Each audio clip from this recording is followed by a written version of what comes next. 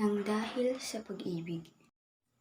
Sandaling tumigil itong nananangis, binigyang panahong luhay tumagistis.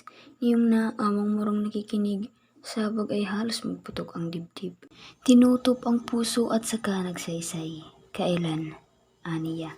Luha ko'y bubukal at habag kay ama at pangihinayang para ng panaghoy ng nananambitan. Sa sintang inagaw ang itinatangis, dahilan ng aking luhang nagbabatis. Yao'y nananaghoy dahil sa pag-ibig, sa amang namatay na mapagtangkilik. Kung ang walang patid na ibinabaha ng mga mata ko'y sa hinayang, mula sa mga palayo niyang mataruga, malaking palad ko'y matamis na luha. Ngunit ang nananahang maralitang tubig, sa mukat dibdib ko'y laging dumidilig. Kaya mga galindapuwat sa bangis, hindi sa andukha at pagtatangkilik. Ang matatawag kong palayo sa akin ng ama ko'y, ito'y ako'y pagliluhin. Agawan ng sinta at panasana sa aking lumubog sa dusat, buhay ko'y makiti.